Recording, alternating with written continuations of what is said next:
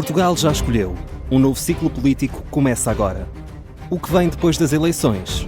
Aceda à informação que não cabe numa manchete. Assine hoje, com até 55% de desconto, e habilite-se a ganhar um dos 10 cartões oferta FNAC que temos para oferecer. Tudo em observador.pt.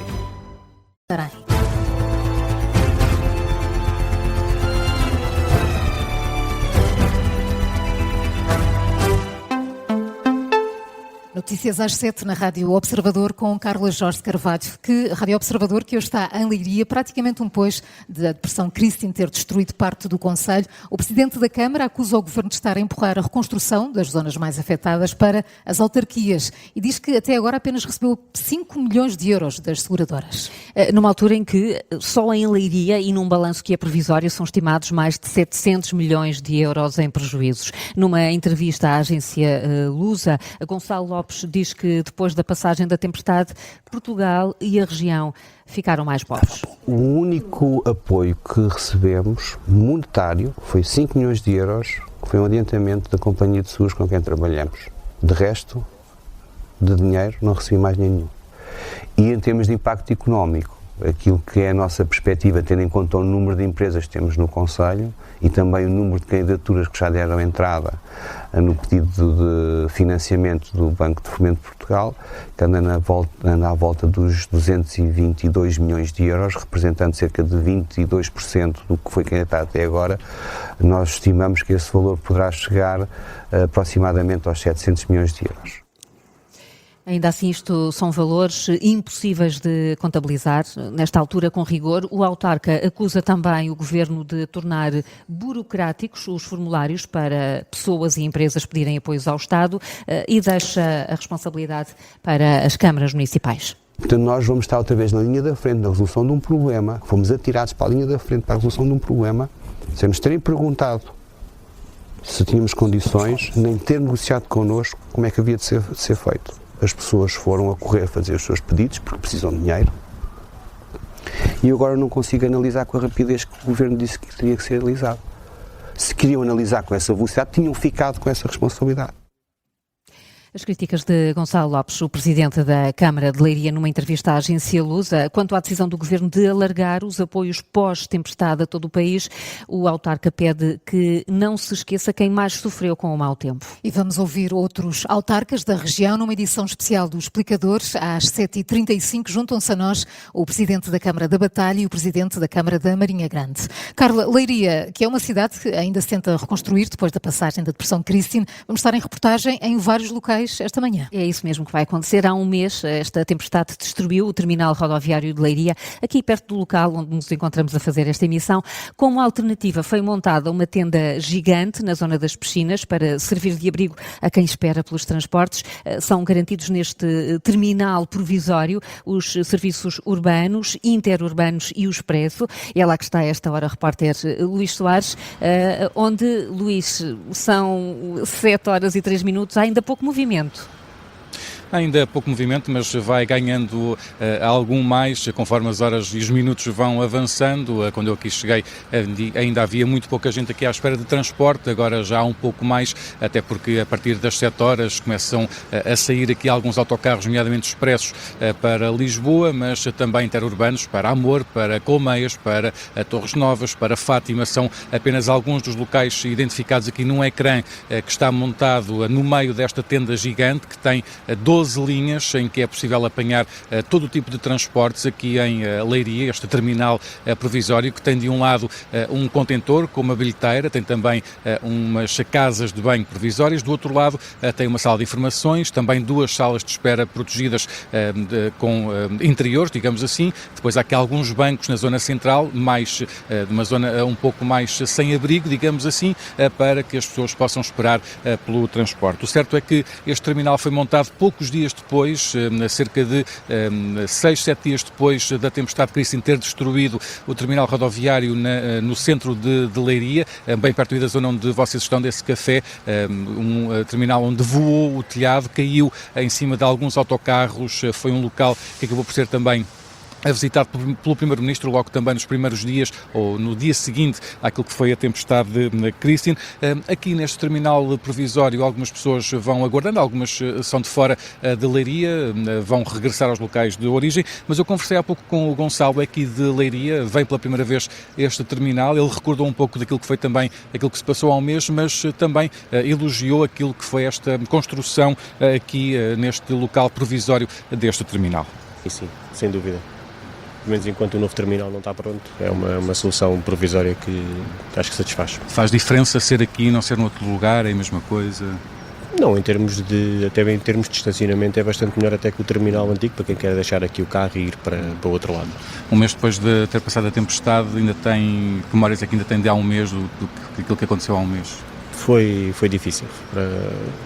Pelo menos para a Leiria foi muito complicado. Aquele primeiro dia foi difícil de esquecer. Teve prejuízos? Foi afetado de certa forma? Pessoalmente não, felizmente, mas familiares sim.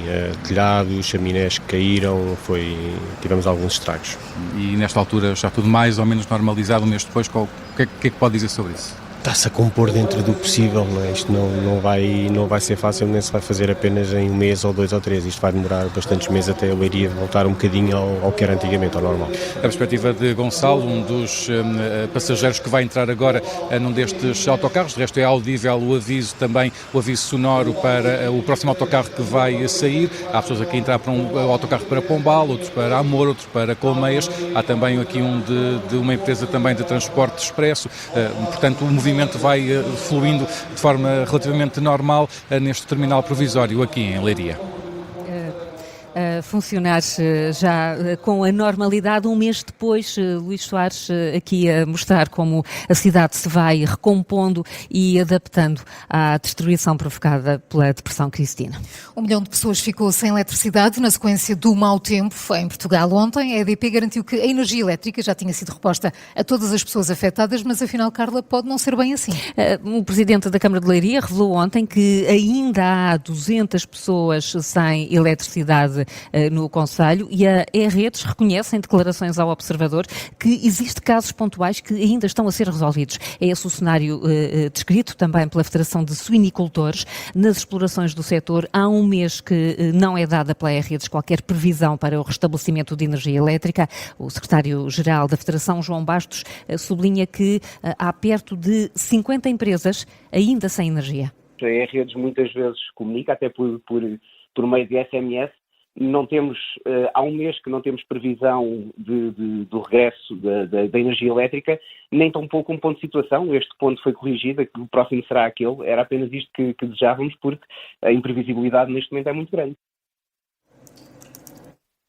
João Bastos aponta para prejuízos superiores a 2 milhões de euros nas empresas que ainda são alimentadas a geradores. E enquanto são contabilizados os danos causados pelas tempestades em Portugal, começa a preparar-se a época de incêndios. Há uma reunião da Proteção Civil ao final da manhã para começar a preparar o verão. Isto acontece precisamente quando há um novo titular da pasta da Administração Interna. Luís Neves, que ontem passou o primeiro dia como Ministro da Administração Interna com a PSP, foi lá que o antigo diretor da Polícia Judiciária e agora Ministro recusou a existência de um conflito de interesses por ter passado diretamente da PJ para o Governo. Aceita as críticas que tem ouvido de Passos Coelho e de André Ventura, mas reforça está blindado no que toca a informações sobre processos judiciais em curso. O líder do Chega, que deu ontem uma entrevista à SIC para deixar rasgados elogios a Passos Coelho, o presidente do Chega considera que o país ficaria bem entregue ao ex-primeiro-ministro, até porque, diz Ventura, os dois pensam de forma muito semelhante. Já dentro do PSD e do Governo, a relação com estas críticas de Passos Coelho é agridoce. Estranha-se a cadência e a acutilância nas intervenções mais recentes do antigo primeiro-ministro.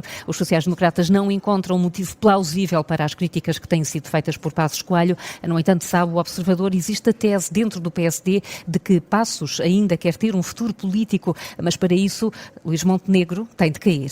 E o Observador falou com vários membros do PSD que têm diferentes opiniões sobre as mais recentes intervenções públicas de Pedro Passos Coelho.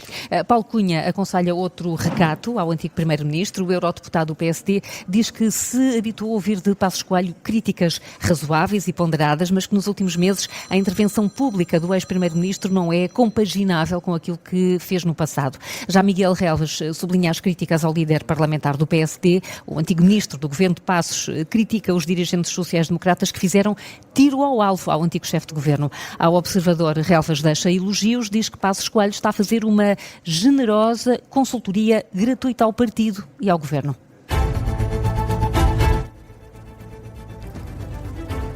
São agora 7h10. Carla, que outras notícias marcam esta manhã de sexta-feira?